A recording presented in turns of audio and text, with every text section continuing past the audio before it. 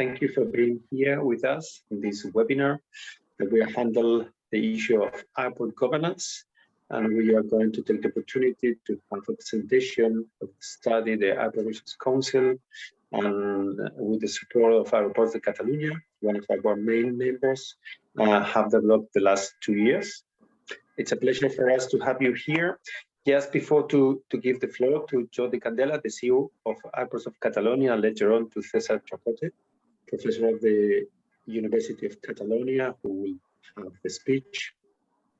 Just a few comments about the logistics of the webinar and some other remarks. First, we are going to record this webinar, and so later on we will add it to our newsletter. Please, if you are not a subscriber of our newsletter, you can do it going to our web, linking to our web, and we will send it to, as I say, we will add it and we will hang it in our web. The webinar is going to consist in 5 minutes of my welcome words, 5 minutes of the introduction words from Jordi Candela, and around 30 minutes will be the words of César. And later on, we will have 20 minutes at the max for questions and answers. In case there are questions that cannot be answered today, we will for sure send it to you, the answer later on. Before to give the floor to Jordi Candela, let me introduce Airport Relations Council. We are the European organizations of cities and regions in Europe that we host in our territory an airport. It can be a big airport like Frankfurt, Madrid, Barcelona, Paris, Vienna, or it can be not such a big like the airport of Malta or the airport of Kenio in Gran Canaria Island, or even the airport of Eilat in Israel, the only non-European member of our association. The goal of ARC, of Airport Relations Council, is to get, even if we are not the owners, we are not the managers of the airports that we host in our territory, is to get the maximum benefit from the airport. A huge infrastructure, an infrastructure that fixes and marks a lot of events and a lot of activities in our territories, mainly the economic impact, the environmental impact, the mobility around the airport, and the territorial integration. How we try to get the best from our airports? First, having always the vision that we have to work together, territories and airports, in order to avoid as many problems as possible and conflicts, and to get the maximum profit of the positive aspects that any airport and any territory have in their own relationship. How we do that? So we lobby in Brussels with other stakeholders at the European institutions, the Parliament for sure, the Commission, and other stakeholders. And the other way is creating knowledge to our members and to the community in general, because the idea is that only with knowledge, only improving the practices, trying to get the best practices in all different aspects, we can get a better quality of life for the citizens of our regions. That's why we participate in a lot of EU-funded projects like Horizon or Erasmus or Interreg, and we do our own studies and events like this one. Finally, and just to go to the point of today's webinar, for sure, the relationship, the property, who is the owner of the airport, who is the manager of the airport, and what is the policy they have in relationship with the territory they have around them. It's exactly one of the key issues that since the beginning of Airport Relations Council history, 27 years ago, has been a main topic, as you can imagine, easy. So I leave it here, and it's a pleasure for me because he's not only the CEO of Airports of Catalonia, if not a very good friend. I leave the floor to Jordi. Jordi, please. Well, thank you, Sergi. Well, let's introduce first of all who Aeroports de Catalunya. Aeroports de Catalunya is a public company owned by the regional government of Catalonia, the Generalitat de Catalunya. And we play in the airport field a dual role. On one hand, we are airport managers, so airport operators. We do manage 2 facilities in Catalonia, but on the other hand, we help the regional authorities, the region, in order to boost the economic impact of airports. The larger airports are located in Catalonia, which are managed by Aena, a state-owned company. So we help the regional government to boost the economic impacts and these broader economic impacts and these broader impacts that airports provide to regional economies. So in this sense, the rationale of the study was, understanding that airports are much more than infrastructures, economic engines,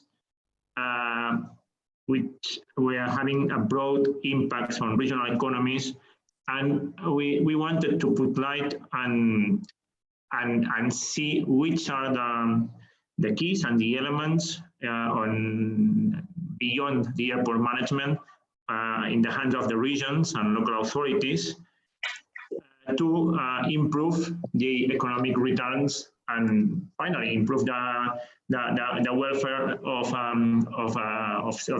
the citizens. So, and I think that this report comes in a very interesting moment, because due to COVID-19, I would say the latest trend in airport management and that was conceiving that airport just from a shareholder perspective, like economic engines, just been very focused on turnovers and profits and so on. Due to COVID, we have discovered that airports are basic infrastructures that go much more beyond than a financial asset. So in this sense, having some clues, having some ideas to go beyond this shareholder strategy or from this shareholder approach, that I think it is very useful from the regions. Here we want to find tools to improve the environmental and social impacts of the airports, also accessibility issues, tourism, logistics, employment and training, land planning. These are topics that they have an equal regional interest than the interest that has the airport operator itself. So in this sense, having a benchmark and having a better best practice detected and having guidelines that can be useful for airport regions to apply, I think it is a good contribution, and it will help us to open a new approach to airport management or to airport governance, more in line with what's going on in the private sector, where sustainability and corporate social responsibility are key topics that any successful company should tackle in order to provide a better framework with not only their shareholders but also their stakeholders. So I hope that the report that César will introduce right now, it will be a very helpful tool for any one of us. Thank you.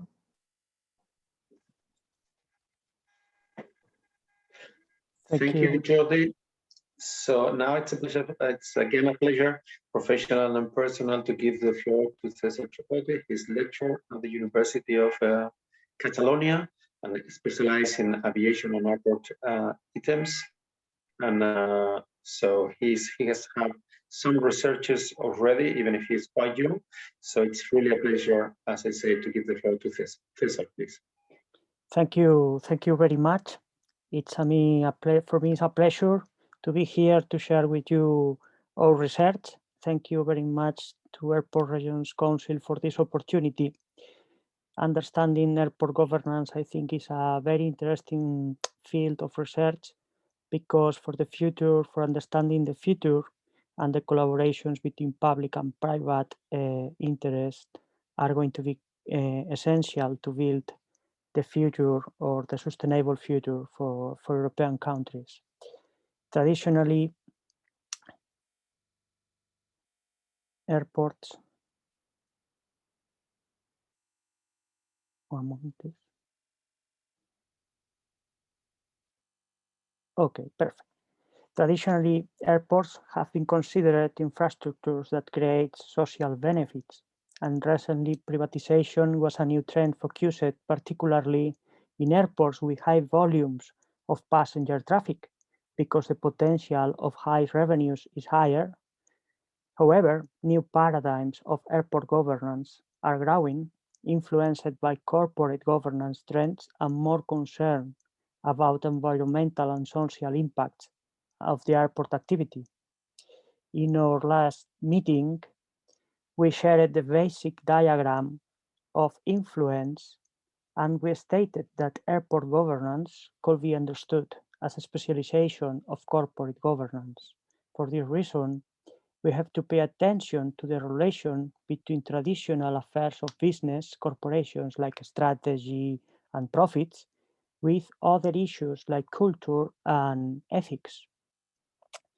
The report exhibits a deep analysis on corporate governance. However, we are going to see only a brief in this presentation, from main highlights of the development to the main trends that currently we can see at the field of corporate governance.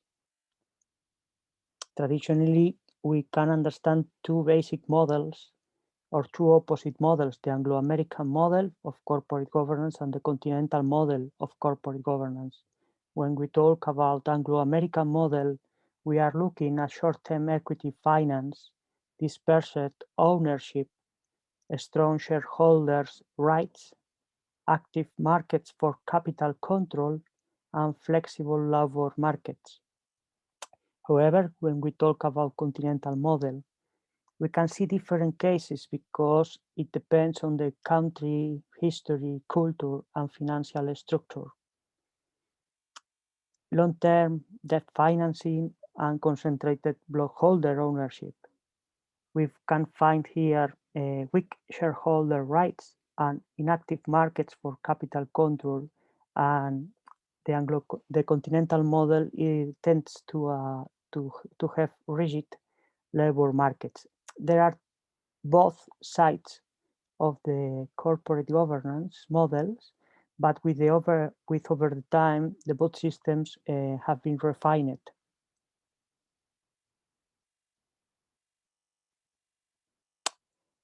Also, we can see that two main authors that introduced issues in corporate governance was Friedman and Freeman.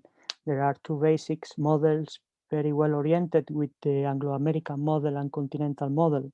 Friedman stated in shareholder theory that the most important thing is to take care about profits and the shareholder rights.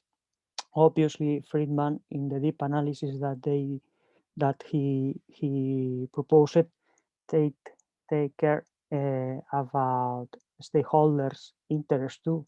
But the main issue for this theory is that the main objective of the corporation is to make profits. In the opposite side, Freeman stated that the most important thing is to create social value, to contribute to society, and for this reason, the Freeman model, the stakeholders theory, introduced the concept of the stakeholder rights. These two orientations is well aligned with the Anglo-American and continental model, and we commonly talk about market-based models and stakeholders-based models.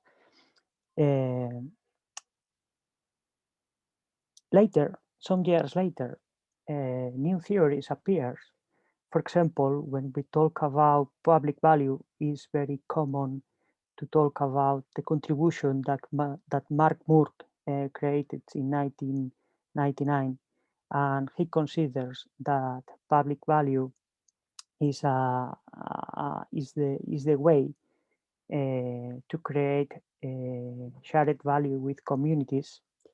And I think this is a trend that currently is very interesting to understand the next future in the next month, because new theories like theories proposed by Mariana Mazzucato are considering long-term value creation, introducing the concern about how public expenditure along the history, public expenditure contributes to create some of the most interesting industries that created jobs opportunity, technology developments, and common goods for everybody.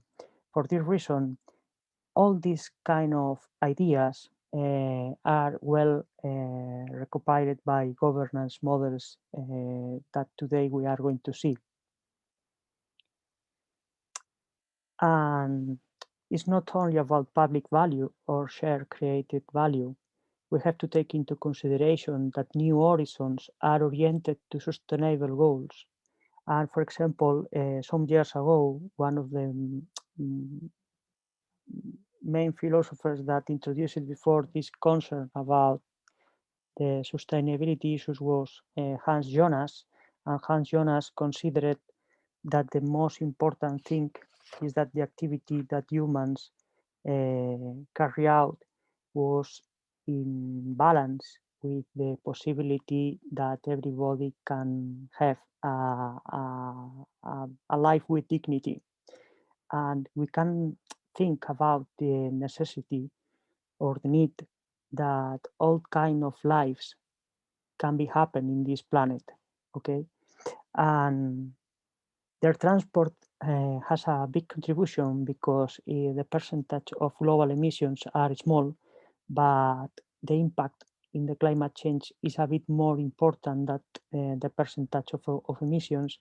And the most important thing is that the economy, the global economy, was well correlated with the growth of their transport. And for this reason, we are going to talk about an industry with an important growth. And the most important is that the trend of the style of life, the consumption of energy, is the characteristic style of life that we have currently. For this reason and other reasons, we can consider that the Sustainable Development Goals that United Nations proposed is a framework to understand the future requirements. And these kind of issues are well introduced in the new governance trends. Particularly, we can understand we are living in turbulent times and accelerated by technology, globalization, and climate change. We can understand also that the pandemic is a consequence of these critical times, and we can assume that the pandemic is going to accelerate more the speed of changes. The new paradigm is to take care of environment, to ensure the viability of life, and to consider sustainable development goals at this framework that we commented.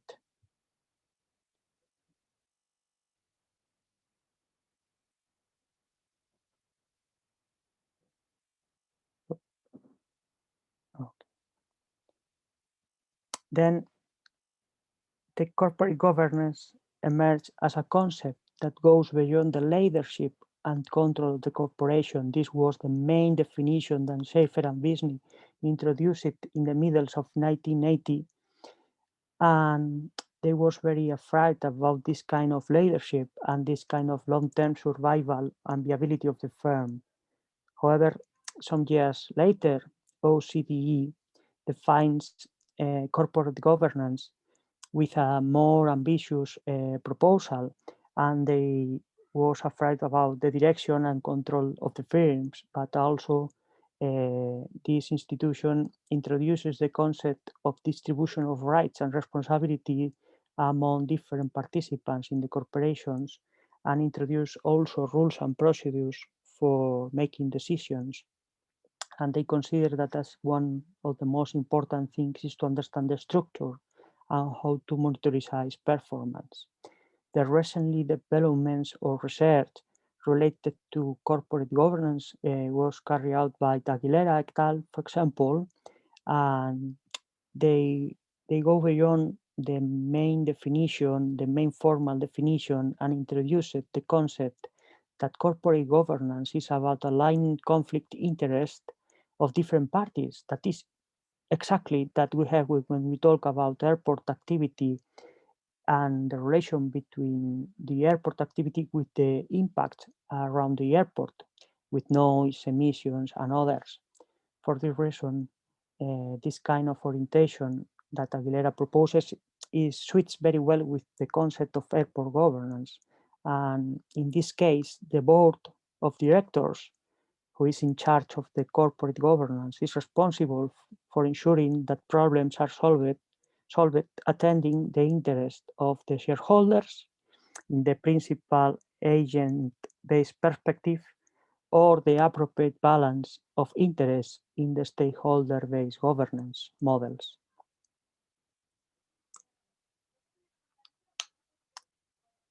The trends, we can resume the trends in corporate governance and also in airport governance more or less in four key areas. The main of them is purpose. Purpose is the fourth area in corporate governance, is the current trend topic in corporate governance, is how we are going to contribute to build a better future from our organization, what kind of things we do and how we do things to build this better world. Also in airports, I think is the most interesting issue today. It's not enough to ensure good operations inside of the airport. We need to understand relations beyond the airport, relations with territories. Also, controlling investors is one of the most interesting trends because big funds emerged and they are looking for interesting investment opportunities to get high returns in a short term. And this kind of activism, this pressure that these investors put in the boards are very important to understand some activities or some impacts inside of the organizations. This kind of control is very, very important today. And it is one of the activities that the board has to carry out. Boards have to be independent and has to be high performing. They need to be diverse and they have to achieve excellence. Also, boards require more and better information from management team. Traditionally, when we privatize corporations and particularly airports, one of the most interesting issues is that the management team can work in a sense of principal agent theory. But the idea for the future is to strengthen the relations because boards, one of the main tasks of the boards is to be more conscious about the risk and propose mechanisms to control the risks and their impacts, very related to new issues of environmental, social, and governance. The new modern issues related to board activity also takes into consideration digitalization, culture, corporate culture, and human capital that are going to be essential in the next years.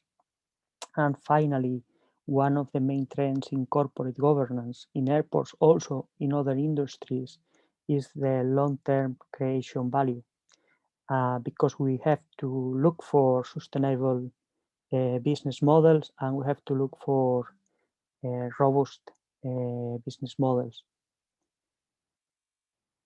These trends have been introduced and the report considers these trends also inside of the airport industry. And the most important thing than when we talk about airport governance, for example, is to understand this relation between the public and control of the airport and the privatization. We can have this small slide. This is a summary of the history of the aviation, and we can see perfectly how the years between the first flight and the end of the Second World War was focused to create new kind of transport model because the plane was fastly developed, and the main airports around the world were public. They were built with military purposes, and this kind of airports were small because the requirements for this kind of aviation has not been very large. These kind of infrastructures were mainly public expenditures. But after the Second World War, the air transport industry boosted a lot, and primarily the main idea is that the aviation changed the aircraft. The aircraft experienced a high evolution. Also, the airports have to be adapted to this new kind of vehicles. Also, the growth of the aviation was very important, and the airports need expenditures, and sometimes the government or the public instances didn't have enough resources to take care about these capital expenditures. And we arrived to the end of the second era with the Airline Deregulation Act in United States. In this moment, the air transport was looking for a strong commercialization effort, mainly in airlines, but this deregulation impacts in all the sectors inside of the big air transport industry, and this change arrived to the airports also. In these eras, in these two eras between more or less in the middle of the 80s, the airports had a strong effort in commercialization, and we can see that in these years, the first cases of privatization happened. We can talk about the mainly or the early privatizations in London, but also we can talk about the privatizations in Australia. And finally, we arrived to 2020, and 2020 is going to be another point of inflection in the evolution, because with COVID-19 we are seeing today that the volumes of traffic decreases a lot, and the recovery is not going to be easy. Maybe we are going to talk that in the 2025 we can recover the activity but not the volumes. And the main question is, if we are concerned about the sustainability issues, the transport is going to be different. We are going to see new relations in the long term, in the long haul, in the short haul, and the air transport is going to be more sustainable, more conscious about emissions, and is going to be well connected with other kind of transport, like train, for example. And for sure, we are going to see changes. And these changes is going to be arrived also to corporate governance, because the corporate governance, the new trend, is more conscious about sustainability.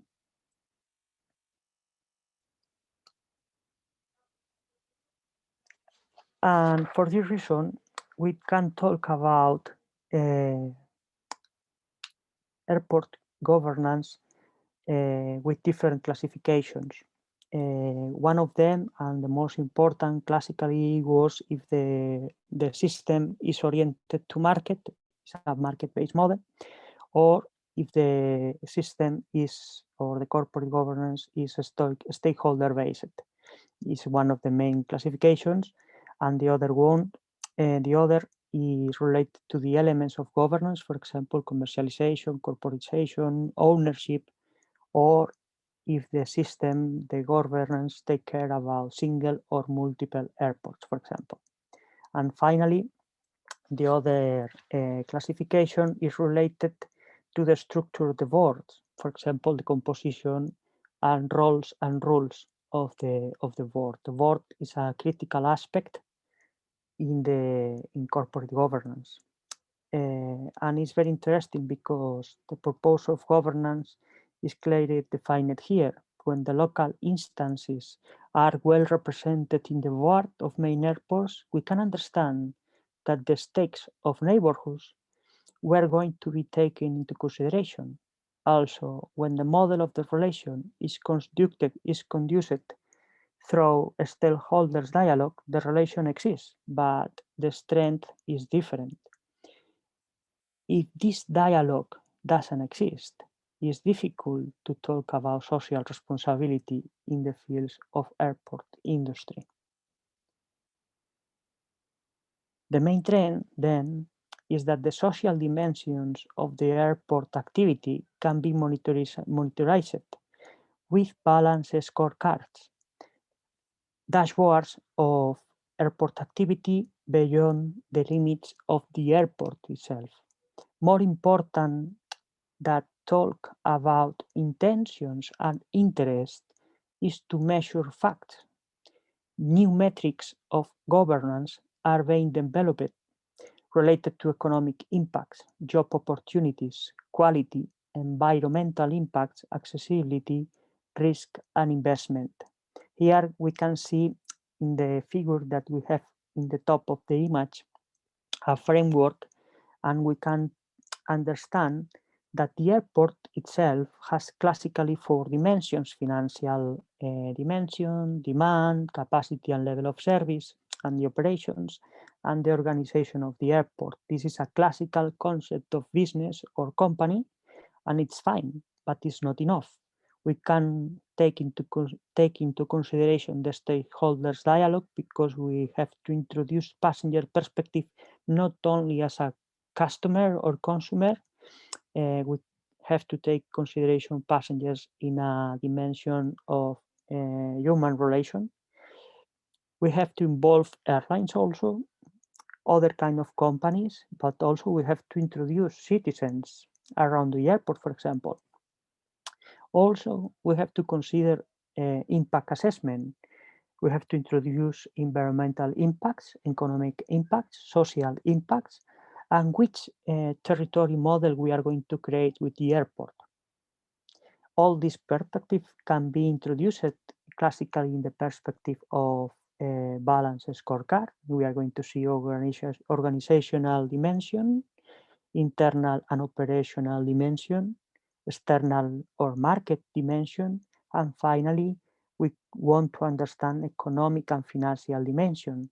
Inside of the perspective of a company, it's easy because we are going to talk about the operations, profit of operations, investment, etc.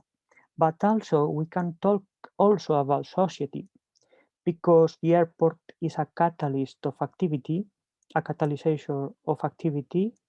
We can understand that the mobility and the intercultural movements that the airport facilitates is also interesting for regions, the integration and connectivity with the territory, this impact in line of environments, and how we are going to create share value with the territory. This kind of perspective introduce new metrics that we can define and measure to understand the relation between the airport and the territory. And then when we talk about performance, we are not to talk about only about economic performance like a company. We have to take into consideration this kind of performance beyond the airport and how we are going to impact the neighbors of the airport. Also, we can talk about the airport governance. Has a strong variation in different countries and airports. One of the main reports that was produced was redacted by et al. and they classify different airports with different models. And the main reason for this difference is the history, the culture, and different financial requirements in different countries. However, the most advanced models provide with reports about other dimensions of governance as environmental issues, stakeholders dialogue, and board activities. We are going to see a very short summary to understand the main differences. For example, we are going to understand main characteristics about non-European cases like United States, Canada, and Australia. Also, we are going to see the main aspects about European cases. If we move to non-European cases in the North of America with the United States and Canada, we are going to see traditionally the mostly airports are public. However, in the United States, there are strong relationship between airports and airlines because airlines has a essential role to finance terminals and airport expansions. And this characteristic is very interesting because the airport are mostly public, but the relations with private interests are strong, and this is characteristic of market-based model. They are more oriented to create airlines activity and air transport industry. Also in Canada, traditionally the model was more oriented to public services, but some difficulties to manage capital expenditure for large airports introduce new requirements, and Canada is in a transition. Privatization are increasing nowadays. And Australia finally is another model very oriented to market-based, and we can see that Australia is the typical case to understand the early privatizations. And the airports, the main airports are private, but the monitorization and control from public instances is very, very high.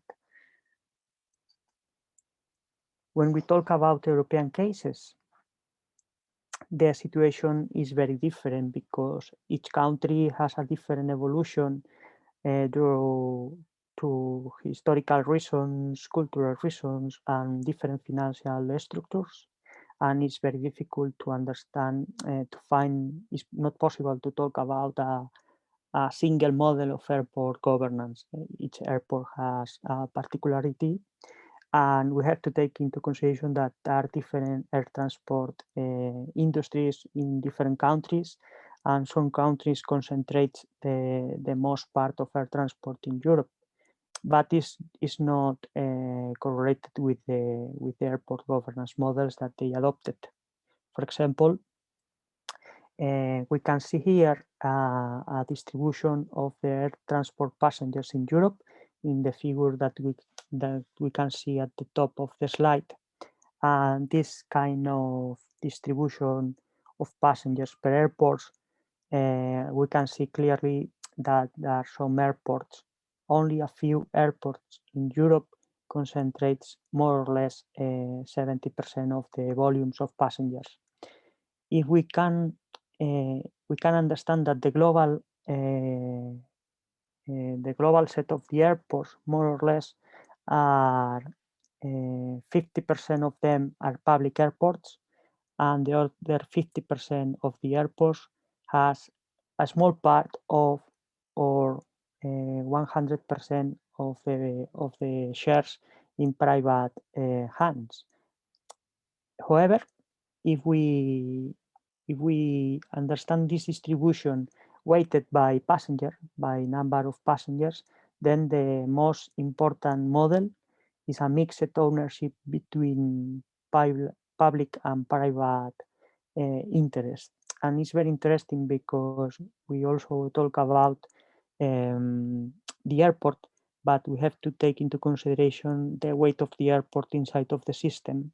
And if we do this weight in terms of passengers, the mixed model is more important. And the other characteristic that we have to take into consideration, or we have to pay attention, is that always private interests are going to look for revenues, and it's more easy to find revenues in big airports and not in the small ones. For this reason, if we do analysis separate by these two groups of airports, we can see that in the group of the main airports in Europe, the public percentage of the airports are small, and the most important is the mixed model, and is very well correlated between the distribution of airports and the distribution of airports weighted by the number of passengers. More or less, the percentage of mixed models are the same in the both cases, in the both distributions. However, if we are going to see the other part of the slide, and we are going to understand the distribution of ownerships and different structure of governance of the small airports, we can see that the percentage of public airports are more important. And then it's very interesting because private is obvious and is the common sense, but private interest is more interested in big airports than the small ones, and the small ones are always in hands of public instances, and it's more common to talk about the stakeholders-based model to when we are going to talk about small airports, but it's not common when we are going to talk about big airports. Big airports are more oriented to profits because private interests are inside of these shareholders structures. Okay, but if we look with a more deep analysis, different systems, the most interesting thing is in the cases also of big airports, the distribution of the shares are very distributed. There are, for example, we can see London Heathrow, the distribution of the shares are most of them in private hands. However, the distribution of the shares is high. Also, if we can see in United Kingdom, other airport, mostly public, like for example, Manchester Airport, we are going to see also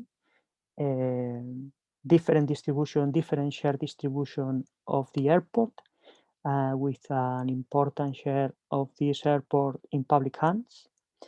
These different levels of involvement of different instances, public and private, introduce high value in the governance model because the level of compliance and transparency increases a lot. The reporting models in these different governance structures is high. You can find a lot of information by website. Also, you can have interviews with them, and the culture is a culture of transparency and reporting. Also, if we can move to other countries like Germany, but we can talk about Germany, Netherlands, Austria, also other countries, mainly in center of Europe. We can see different structures of distribution of the shares of the airport, most of them in public hands, but with different shares and levels of government involved in the structure of governance of the airport. And the most important thing is we are going to see high levels of transparency and reporting and commitment with social and public values. And the most interesting thing is the fact that the governance is open to the territory is you can see real practices about the stakeholders dialogue, and you can see the results of this stakeholders dialogue. The reporting is very good and the involvement seems to be very good. Also, in the planning activity of the airport, the involvement of the stakeholders is high. You can see the case of Belgium with Brussels Airport, or you can see the case of Amsterdam Schiphol Airport, for example, also Frankfurt or Munich.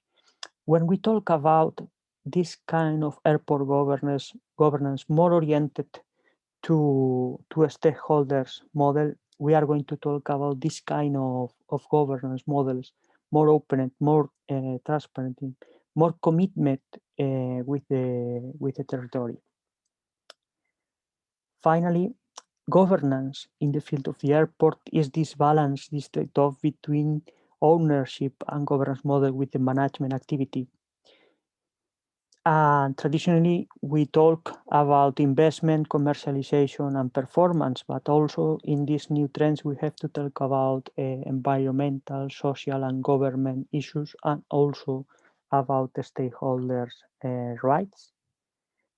And the main conclusions that we can find in the report and in this research, that is only the beginning of a long path that we are going to cover in the next months and years, is that corporate boards have to define agendas aligned with sustainable development goals. This is the main framework for good governance. New airport governance models has to be focused in high performance in the aviation activity. This is the main activity, but also in long-term value creation for stakeholders and engagement and sustainability. In aviation, there is not high profitability without high risk. This is the typical binomial return and risk. And for this reason, for the future, we have to strengthen public and private partnerships, because is a requirement for both sides. The composition and functionality of board directors is a critical question in airport governance. The board has to be designed carefully. The recommendation is to consider the relationship with the stakeholders as key aspect to be developed by corporate governance, particularly the involvement of territory, because the territory has stakes in this activity. Also, management must be in expert hands, and governance must be in commitment hands. Sometimes these both sides are not the same, and the control and supervision of the activity has to enforce this good balance. Europe has a remarkable variety of governance models, from private to public, single ownership models, or maybe other combinations. And each airport or airport system has a different evolution due to several reasons, history, cultural, but the participation of private capital in airports will continue in the future, because airports has a strong commercial interest for investors. In the measure that we are going to recover air transport activity, we are going to see continuous interest to participate, but also is more common to see this kind of interest for big airports, not for small airports. And for the future, the centralization of air transport is going to be a key aspect, because with the social and environmental concerns and sustainability affairs, it's not possible to think about big airports with big impacts. We need to rebalance this kind of air transport system as a whole, and better connections with other kind of transports.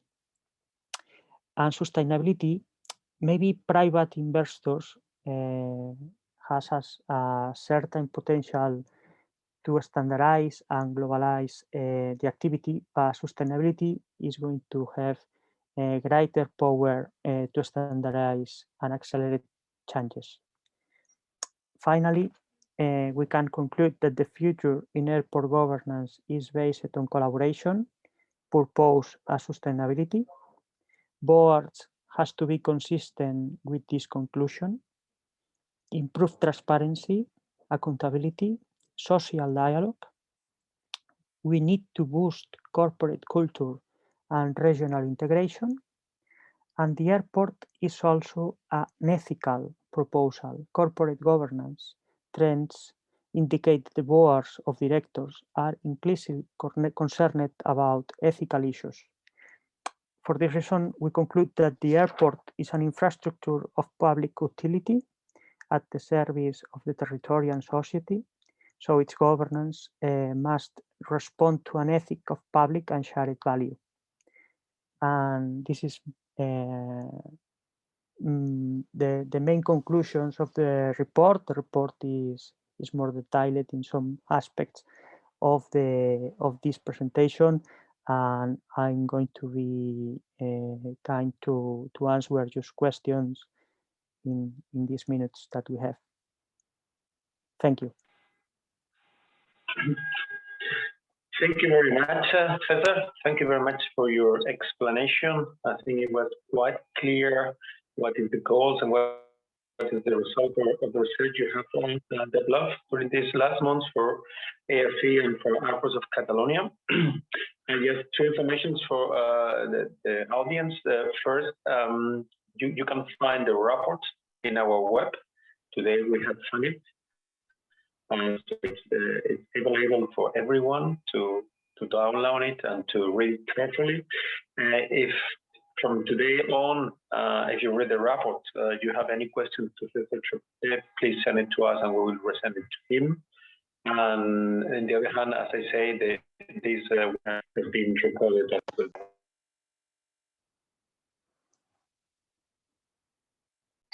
Sorry about that, because the second issue is I wanted to put, there are two questions on the table and that they have been asked by participants. So let's go directly, right, César? If it's okay for you.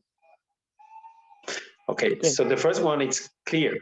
I mean, quite, I think everyone could see that it was coming is, do you think COVID-19 pandemic impact is going to change the situation in the ownership and in the relationship between airports and their territories and the society, let's say in general? Yes, definitely. My point of view is that it's going to be happening this way because... We don't hear you. We don't hear you, César. I think, César, we don't hear you. I think you have to touch. Okay, now you can see, you can hear me now? No. No? No? No? Hello?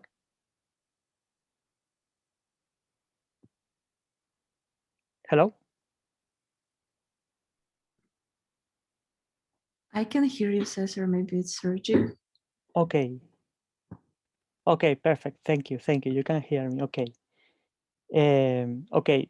The answer is, my point of view is that yes, definitely yes, because we can see that the states have to support the industry of aviation.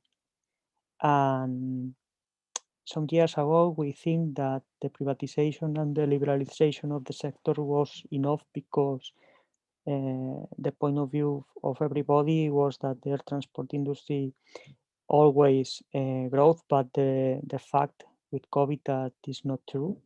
And it's an industry, a mass industry with large number of passengers, but the margins are very, very narrow, and it's difficult to manage this situation. And finally, public effort is necessary to support the industry. And if this public effort is necessary to support the industry in this current situation, I think that the legitimacy is to be involved always, and especially to take care about all the interest in the social affairs, and sustainability, I think, is one of them. maybe is the most important at the current moment.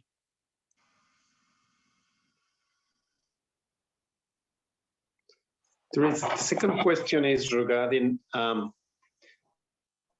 you have made a few proposals about how should go in the future the governance issue, but the question is, even that let's imagine that we agree, that the society agree with your proposal. How do you think we should develop it? Mainly waiting for time, yes, with some regulations and stuff. What will be the process, let's say, from the university study, from the university proposals to real life? As you know very well, I know that too. There is a path, there is a bridge. So how we should, what type of bridge we need in order to get the goals you are proposing to us? I think we need more regulation, or a regulation more specific to understanding the current situation. The ethical concerns is the beginning of the path. At the end, you need to introduce a regulation to make the difference. This is my point of view. When we did the last regulation in the air transport industry, we were in a different framework, and we can understand the growth, the development that the airport industry facilitated. But here we can do a deep analysis that this development wasn't equal for everybody, and I think we have to take care about the issues of the regulation and introduce new aspects. For example, regulation has a critical role to strengthen the participation of the territories in the big airports, for example, about emissions, for example, noise and others, but also about the expansion of the airports. Regulation is necessary to boost the sustainability of the air transport industry, understanding the problem about emissions and fuel consumption. This is another issue that regulation is very important. Is a key issue to understand the change. And for the reason, understanding the needs and the ethical proposal is the beginning, but at the end you have to make the difference with regulations. But I think that is the only thing. I think the most important thing is understanding that some airports started this path to see a different vision of aviation in the future. And if some airports can, I think all the airports can. Thank you, César. There is another question. I will read it directly to you because it's a long one. The question says, you stated the common perception that private shareholders have more of a profit motive, but we have seen that most airports with private owners foregoing a dividend rapidly, whereas lower to the dividend last year. What is the reason for this? What do you think? I think the situation, I think, is the difficulty to afford the current situation with own resources. And I think in this, the problem, I think, is the structure of these private owners and why they did this action. The problem is not foregoing dividend rapidly. I think is the sustainability or the long term of this action, how to distribute the profits and shares. Not only in this particular situation, I think the action has to be sustainable in the future too. And maybe the publicly owned airports has to improve commercialization aspects, but I think the point of view of the share value created is higher than in the private ones. But private ones did the thing is very good too. It's not a problem about good or bad.